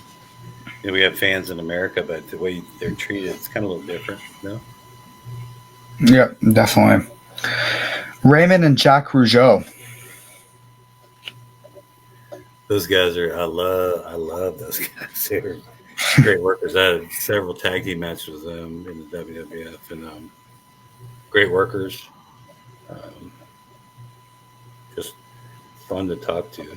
Hey guys, hey, hey, you want to do the spot, Yeah.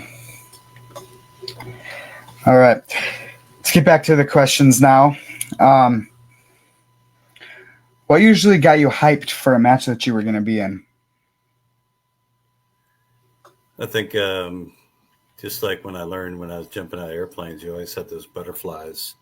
What's your motivation? How do you keep focused and all that stuff? So me, it was music, but understanding, each venue, each opportunity to work. How did I prepare my mind for that? And just kind of understanding, that people always say, well, the business is a work, but there's more to it than that. You're basically given a finish, and if you have familiarity with who you're working with, kind of that story in your mind, how you see it going, and it's fluid because if I trust you and you trust me, we know the outcome of the match. We have a time frame to kind of just go with what the crowd's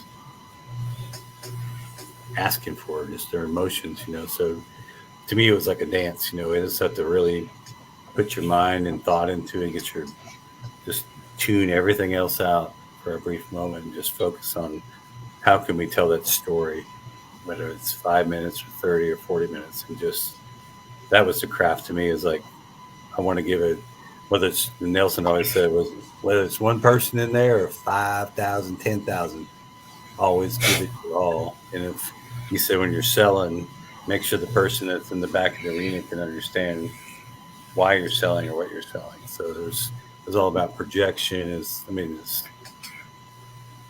really cool. And they're life lessons when I learn how to interact with people every day. And Right.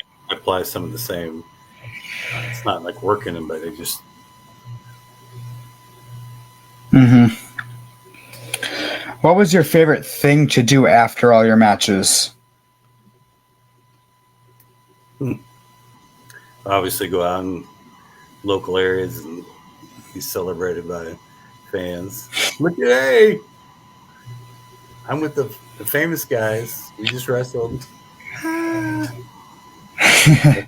When you're in your 20s, single, and you're in different cities, and back then it was a bigger deal. Different from my lifestyle now, but just to be able to be the accolades that people would praise you for you and recognize you, that was really cool. So it was just to be able to go out and have a meal or have a drink and be seen out in public and people know who you are and in places you never lived. That's pretty neat. Yeah. Did you have any relationships with any of like the female workers in the wrestling business? I did not. I learned about, I always learn from other people's mistakes. So I saw a lot of that happening and not good. So Right. Has there been any time you have accidentally broken out of your wrestling persona? well, in a building, like a Yeah, venue. like yeah, during like a match or something.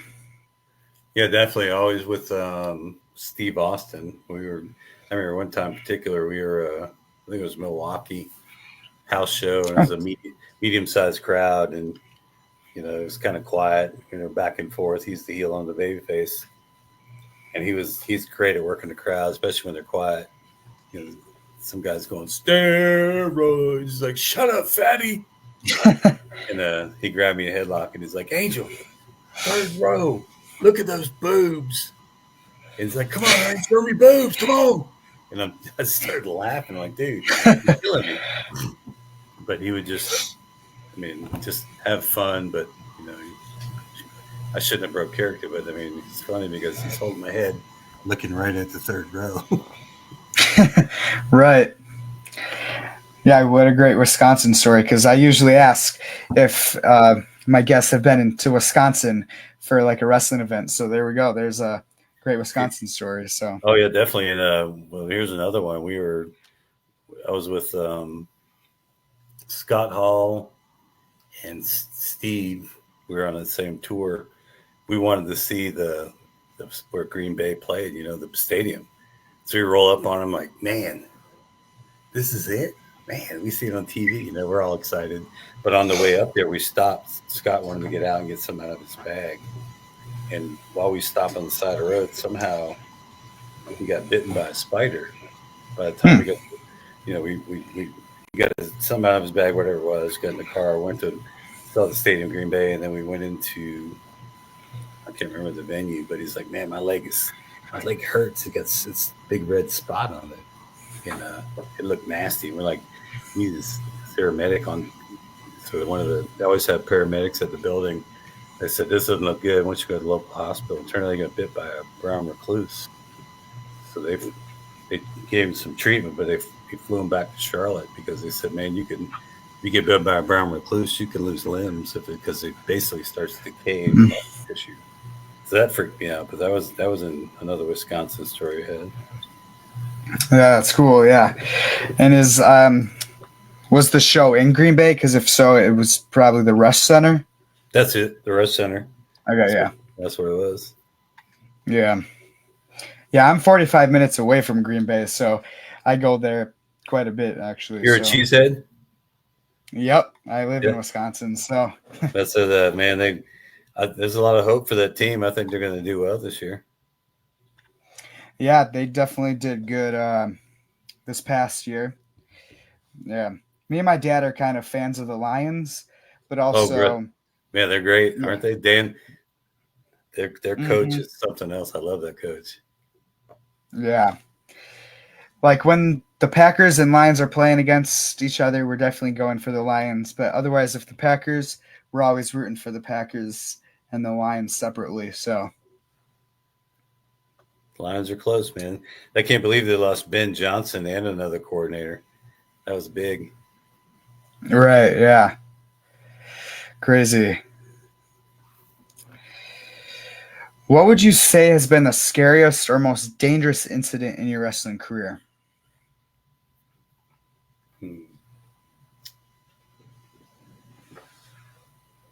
I've been fortunate as far as dangerous. I mean, I was my injuries have been minimal. I've had my nose broken 6 times, 7 times total, 6 times. But just minor injuries. I've seen far worse in the ring with other guys. But the thing to me, the one that could have been dangerous was Sid Vicious. We were doing a match, and he had TV taping down on the center stage, and they brought one of those big ambulance gurneys that kind of had, had the hydraulics where you could lift it up and set it down very heavy. And he was known to take those and throw those on his opponents. And I saw it sitting there, and because they did the whole Dan Spivey, and he walked out at the Twin Towers. So Sid Vicious, Dan Spivey, Twin Towers, taking on Tommy Angel. It was one of those matches where I'm just bouncing around the ring. And then finally he threw me out towards that gurney. I'm like, not today, brother. And I'm laying there. I see him jump out. So I crawl around the other side, jump back in the ring, and he gets in the ring. I jump back out. So he's chasing me around. He's getting pissed off. He's like, dude, just finish the finish. I'm like, yeah. I don't want that thing thrown on me. He finally got me over there, and he pushed it over and didn't hit me that hard. But I was worried about because that thing weighs a couple 100 pounds, all solid. He's reckless. He was one of the guys that didn't take care of guys. Not because he was mean. He was just had no self-awareness. Like, he would just do stuff. And so I avoided it as best I could. But I remember him getting pissed. He was getting winded. I was running around the ring. He was getting winded, chasing me. Wow. Yeah, I almost got to meet Sid Vicious, actually. But like a couple months before the event, he passed away. And it was supposed to be his next upcoming event that he was supposed to do in Minnesota. And sadly, he passed away like a couple months before it. So very sad. Yeah, none of us knew that was that ill. But he was overall just a great guy. But what a gigantic human being. Oh, yeah. So what has been like the worst injury you've gotten in a wrestling match? I know I had a run-in with Hogan in that same tour I was doing with all those guys with Boss Man and Henning and Rude. It was a run-in, and it was throwing us out of the ring. It was an easy jump out, and for whatever reason, I hyperextended my knee, and I thought I tore my ACL. I still had to work, but thankfully it was just a strain. But icing it up and resting as much as I could. But I thought, man, I took somebody's place because I got hurt, and then I could see myself losing my spot because I got hurt. So that was, for me, I'm very fortunate. That was the only thing that was really bad for me. Yeah. Do you feel like you are worthy enough to be part of a wrestling Hall of Fame? Absolutely. Yeah. I agree. Because if there was like a WWE enhancement Hall of Fame class or something like that, I definitely feel like you would deserve a spot in that. Well, thank you. Yeah, I mean, that was our whole role, but we were taught to be able to work with the best, and we got respect from the best. But, just like any Hall of Fame, it's all politics, it's all that. But if they ever did, it would be wonderful. But if they never do, I still enjoyed my time in the business, Yeah. Who are 5 wrestlers you would put into the WWE Hall of Fame that are not in there yet that deserve it? That you, if you know of. I know my friend Lex Luger just got nominated in. He's awesome. Oh yeah, So that's gonna be exciting. Ivan Koloff, never been invited in. World champion WWF. I mean, there are a lot of names. I mean, just it's tragic. There are a lot of older generation guys prior to me that have been overlooked, and newer guys are going in. So I don't know. It's just like the Rock and Roll Hall of Fame. Kiss has never been inducted into the Rock and Roll Hall of Fame. That chaps my ass because I was in classic rock radio when I was in the radio business. You got adult contemporary artists going into the Rock and Roll Hall of Fame, but not Kiss, true rock and roll. So the politics is goofy, but to me, Ivan Koloff, he was my first house match, and a true gentleman. And he was always willing to share with us young guys how to work or improve, and he was always he wouldn't offer it unless we asked. We'd always ask him because he was very kind. He was like a grandfather figure. But if you look at his body of work when he was a heavyweight champion, why is that guy not in there anymore? Oh yeah, of course. You mentioned Kiss. Is that like your favorite band? One of them. I mean, I grew up. Obviously when I was wrestling in '86, I was in my 20s. So the '70s and '80s, the '80s especially, hair band, rock and roll. That's what I grew up listening to when I got into the radio business. I landed in a format that I was unbelievably familiar with. So classic rock and '80s hair bands was the thing. But Kiss, they were the icons in classic rock. All this. The concerts we would do, my rock station would do an average 20, 28 shows every summer of live rock bands coming through. And they were all probably the top selling one. It was crazy. Yeah. Yeah, Kiss is my favorite band. I got to see them perform on their last final tour that they the final. Yeah, their most recent one. Let's hope it's final because you never know with them. Yeah. Well, I mean, I would like to see them back. So, I mean. Well, absolutely. I mean, they still sound great. Oh, yeah, definitely. Because some of them are still doing separate things here and there with their own things, like Gene. I don't know about Paul and like Eric and all of them. Ace Frehley totally went away from them, but yeah, they're all talented in their own right. Most definitely, yeah. What are 4 words you would describe your wrestling persona?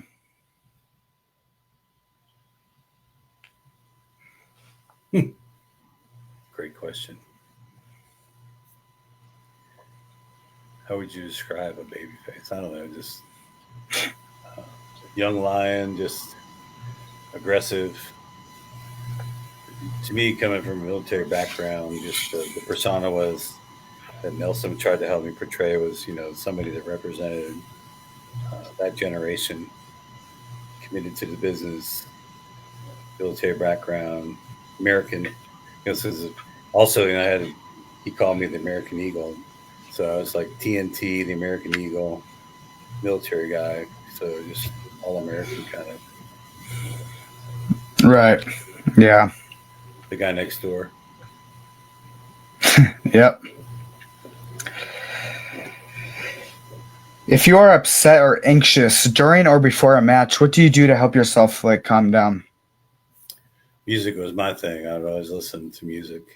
And that was before I found Jesus Christ in my life. But music was something that would, just like you see all these NFL or any professional athlete, they always got their headphones on. But back then we just had earbuds, or prior to that just listen to our Walkmans. But just music to get my mind right and just get that tone, kind of that mindset. Of course, yeah. Have you ever received any like fan art in your career? If so, what is like the best fan art you've received? Oh, absolutely. The best one I ever received was from a kind man that I used to work part time with as an electrician's helper, a friend of L.A. Stevens, who I broke into business with. His dad was an electrician, and he got us part time working for Atlantic Coast Wrestling. It's part time electrical helpers, which basically just taking up space. But this gentleman was like a father figure to me. His name was Don Penley. He had 5 kids. My family had 5 kids. The oldest was a boy like I was, and sequentially, all the kids laid out exactly like my family. The boy, girl, girl, boy, girl. But he was such an influence in my life. But he's a very creative guy. He made Tommy Angel clocks out of ceramic, and Wow. sold them. And there's only a few out there, but I think my family's the only ones that got them. But he did the lightning bolt with a halo and a wing, and did the just a clock and ceramic thing. But I tried to get him hold of him recently, and he may have passed. But man, what a great guy! And he made these clocks. So out there, there's a few Tommy Angel clocks out there, and they're pretty big size. Wow, that's actually cool. Hmm. I've never heard of someone having like fan art or merch types of stuff of a clock. So yeah, that's interesting. What did your meal prep look like on a day of a wrestling show? Did you have like a specific meal prep that you ate, or did you not really care what you eat? Well, at that time, mostly just when you're training and the elephant in the room, we're doing steroids, is trying to keep a higher intake of protein, not as many carbs. So, but the best line I ever heard, and I heard it from Steve Austin: "Bad calories are better than no calories, Angel." Yeah. If you could go back and revisit any year of your wrestling career, what year would that be?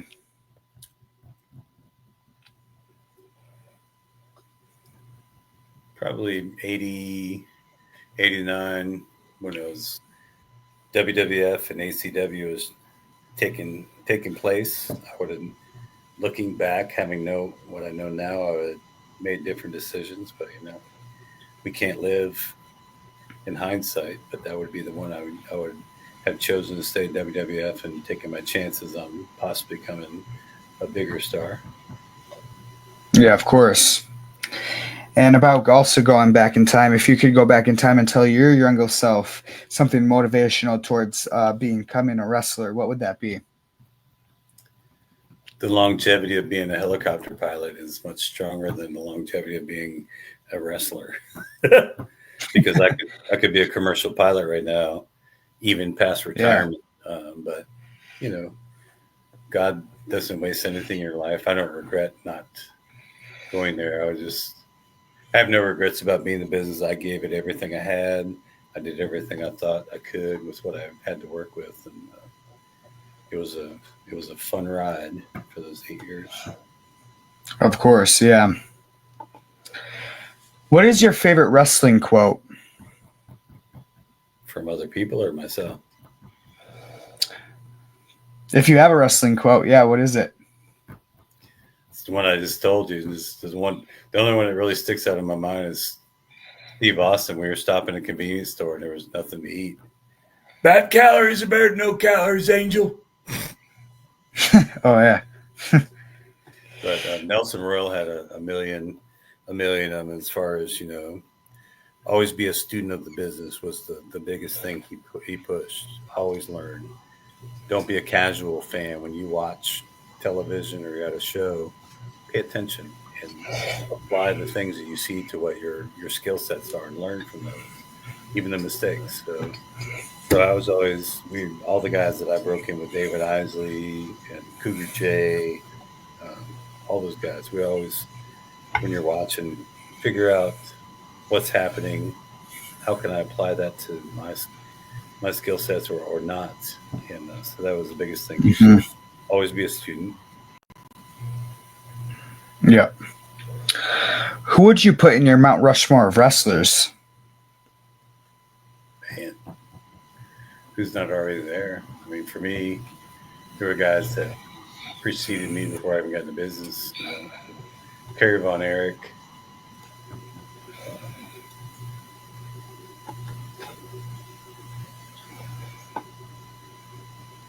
gosh, Kurt Hennig. I mean, all of them could be in there, but I mean, the guys that influenced me, Nelson and Gene, um, Rito San Martino, Ivan Koloff. I mean, there's so many people that have spoken into my life and that business that really helped me. Nikita Koloff, obviously, I should mention him first and foremost because he's been a mentor to me through that, and he's in my life outside of the wrestling business. He is an ordained minister, and so is Lex, and they do a lot of work. They do all their work twice a year as a man camp, and they help men become disciples of Jesus Christ. And that's when I retire in September. That's my whole goal is to be a part of that in some capacity. But that's Nikita is definitely the first one on there, but all those other guys definitely deserve a place. But him and Lex, that was the kind of the not a joke, but when you leave wrestling, you either go to the grave or you find Jesus Christ. And thankfully, by the grace of God, I was the ones that we found Jesus Christ, and that's where we are. So Yeah, I'm glad. Yeah. Yeah, and about that, I'm a Christian myself, and I get the honor to actually go on a missions trip to the Bahamas this August of this year awesome, for a whole amen. week, and I get to help them out because we get to go to Abaco Island there, and the hurricanes that struck there and everything. I get to help out and do whatever they need help out with there with all of that. So That's awesome, brother. yeah, thank you.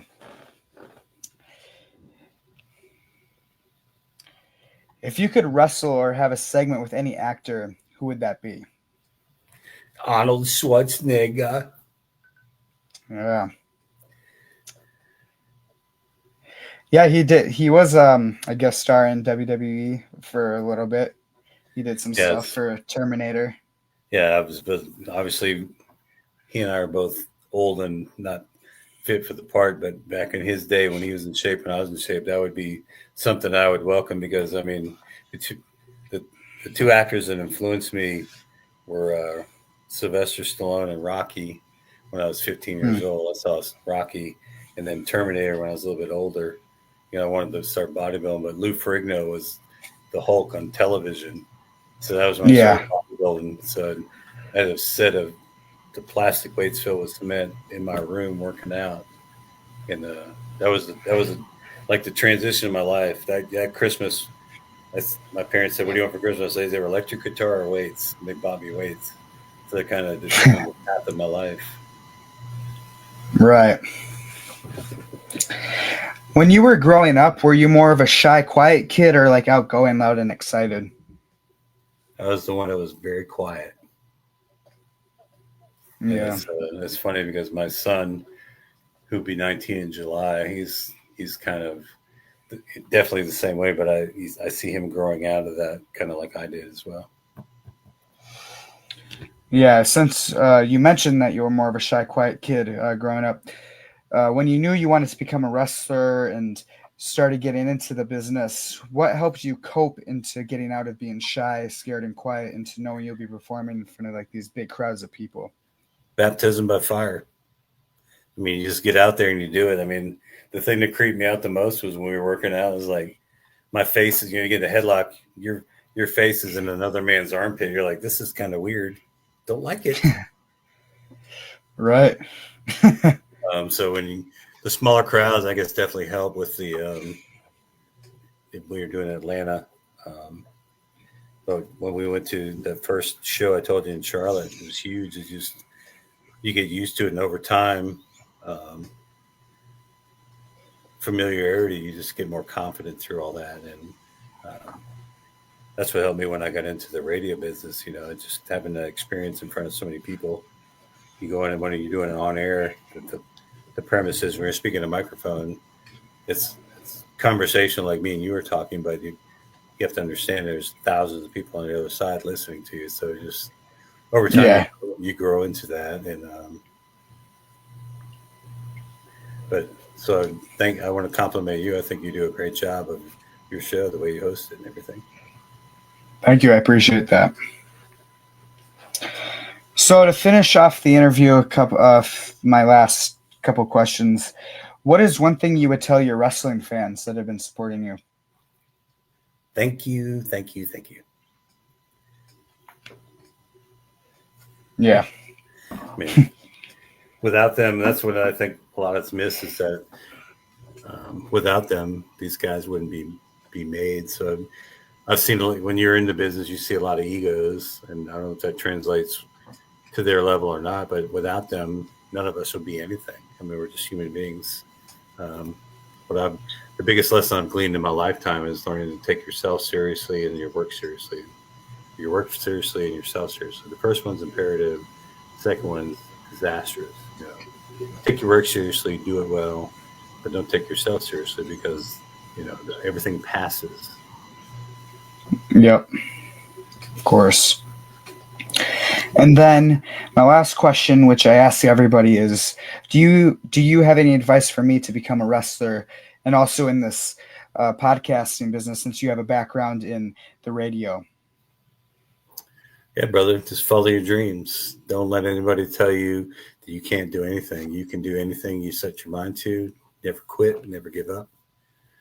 Your heart will lead you to where you need to go. I mean, I fed off the negativity of all the people who told me that I couldn't do anything. My family, the people I serve with in the military, people I worked out in the gym, and the same with the radio business. You can't do that, but keep your mind focused on your goals. Set short-term goals with your long-term goals, and just be true to yourself, and you'll be fine, brother. Yeah, thank you. I appreciate it. Yeah, because actually, the company I work for a wrestling company in Michigan. Um, Something big that's going to be going on is I recently got to working with them not too long ago, but WrestleMania weekend is in Las Vegas, and they actually have a show there, their first ever big show in Las Vegas, Friday night at 1 a.m. Las Vegas time, so pretty late, but it's gonna be, and I get to go there, and I actually get to work that show for them that week, so it's gonna be pretty huge for me. That's awesome, brother. Yeah.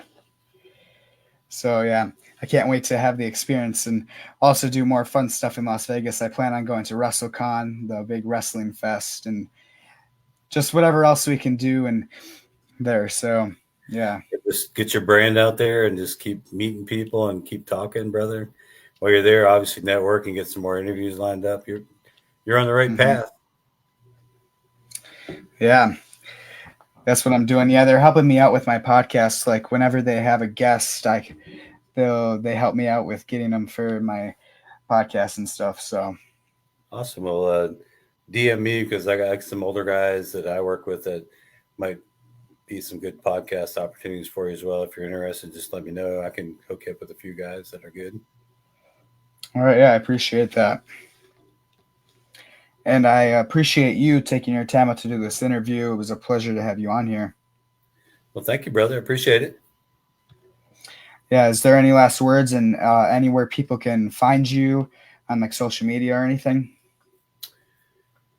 Just my I go by my real name, Tommy Barrett, on Facebook, and but helping Nikita and Lex Luger, they do what's called Man Camp twice a year, and Royston, Georgia, mancamp.info. If men are looking for something to change their lives, transform their lives dramatically, mancamp.info. Because I go down there and help serve on it's a 5-day event for men. It's life changing. So that's kind of where my life is trending towards, is just helping people figure out life beyond this current world. There's so much more. Of course, yeah. I'm glad you do that. All right. Well, thanks again for taking your time out, and I hope you have a good rest of your night. Thank you, Blake. You as well. Yep. See ya. Peace out.